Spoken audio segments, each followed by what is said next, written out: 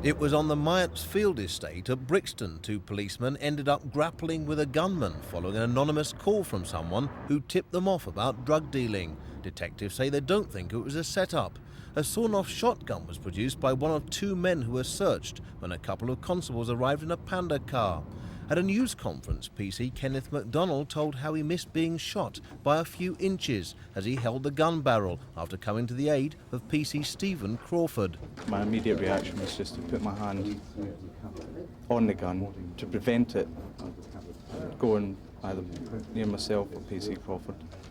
A struggle then ensued and two shots were fired. His intention, as far as I was concerned, was to kill me, myself or PC Crawford. The gunman who attacked PC Stephen Crawford was stocky, aged about 30, dressed in a camouflage outfit. The other man was in his early 20s, dressed in a shiny blue and brown tracksuit.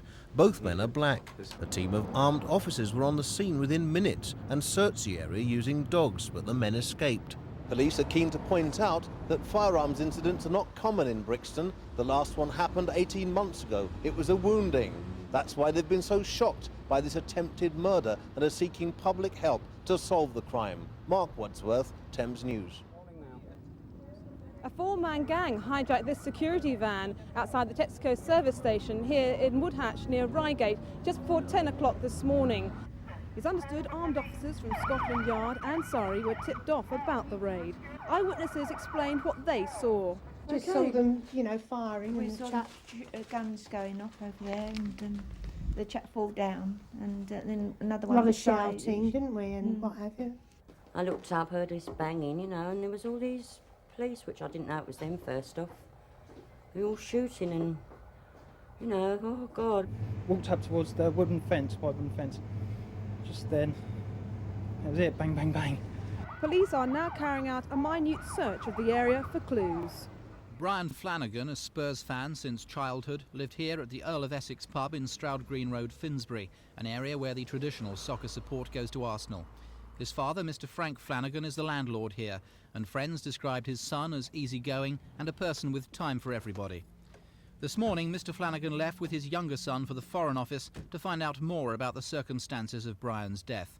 Later, when he returned to comfort his wife, he had this to say. We got shot someplace in the city at 11:30 last night.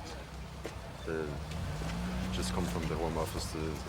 They have very little information. They're trying to do so at the moment. And when we find out some more, we'll let you know. Yeah, will you be flying out to Brussels today, do you think? I'm waiting on the Home Office, their investigations, and getting what has happened out there. We don't know who shot him, a single shot or other shots.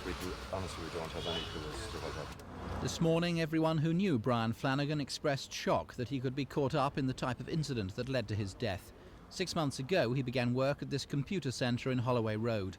Clean-cut and enthusiastic, he worked so well that he was quickly promoted. A chap with such a career prospects that he had, I mean, there was no limit to his future here. He was with the directors in direct communications every day, so he was working directly for us, and a very good worker.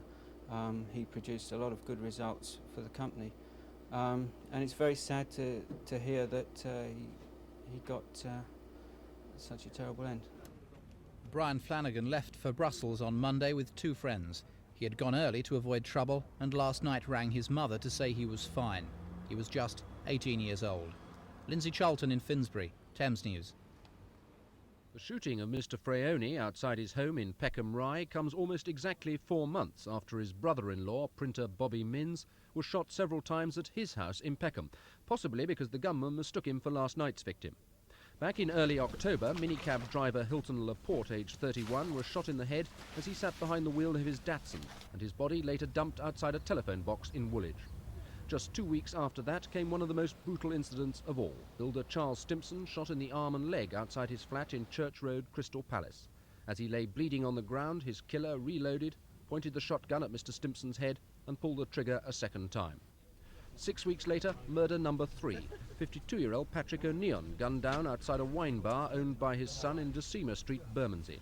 2 gunmen fled after firing 5 shots at close range. And then this week, Painter and decorator John Glackin was shot at when a masked gang, also armed with a machete and ammonia, burst into his South London semi. As with most shooting incidents, the weapon used was a shotgun, cheap to buy and quite legal to own with a shotgun certificate. But now John Cartwright MP is to press the Home Secretary for far stricter shotgun controls, without which he believes Britain will go the way of the United States. If we don't do something about making shotguns harder to get hold of, then I think the present situation is going to be a great deal worse. We're now seeing shotguns used in comparatively minor robberies and in the settlement of rows between groups of people, and I think that situation could become very, very much more dangerous if we don't act now. But what's wrong with existing legislation? Well, for a start, once you've got a shotgun licence, and virtually anybody, it seems to me, without a criminal record can get a shotgun licence, once you've got your licence, then there's no control over the number of shotguns that you can then buy. And that means that somebody who wants to supply the underworld with shotguns can do so perfectly adequately, provided they have no criminal record themselves. Armed police, acting on a tip-off through their intelligence network, were lying in wait for the gang. The raiders were heavily armed with a pump-action shotgun, a pistol and a sawn-off shotgun. Marksmen from the tactical firearms squad were lying in wait in this van. A single police constable fired when the gang ignored a shouted warning to drop their weapons. 2 died instantly, a 3rd was wounded, and a 4th attempted a getaway in this car. But police forced it to crash less than half a mile away. Well, we heard the bang, me and my son, and a load of blokes, which I didn't realise they were coppers at all, just jumped out with their guns in their hand. I grabbed my son and pulled him back. I said, quick, out of the way, they might shoot us. So he said, they're coppers, Mum. I said, how do you know? He said, because I've got the bands on, and the bloke had jumped out and run over the wall, and they all come charging out, the cars, and went up there and caught him. Well, we just heard a bang and cars, hooters going and everything, so I dashed there, and I saw coppers jumping out their cars and with the baseball hats on, and one of the policemen pulled out a gun. He didn't actually use it, put it back in. So I ran back and got the camera just to take a picture of the copper with a gun in his hand, you know. This evening, police have launched their own internal inquiry into the shootings, and they've referred the entire matter to the Police Complaints Authority. They'll want to know if the armed raiders were given sufficient warning to drop their weapons, and how great was the threat facing officers from the Tactical Firearms Squad before they opened fire. This is Ken Andrew in Shooters Hill for Thames News. Edward Roberts died instantly when the hitman who'd lain in wait stepped up, tapped him on the shoulder and pumped him full of bullets from an automatic weapon. The gunman, aged between 25 and 30, scruffy and wearing a leather jacket, ran off down this road. Mr. Roberts left his scrapyard nearby at 11:30 yesterday morning. Police want to know his movements in this car before he was shot nearly half an hour later outside the pub. They describe Mr. Roberts as being financially sound and not having any enemies.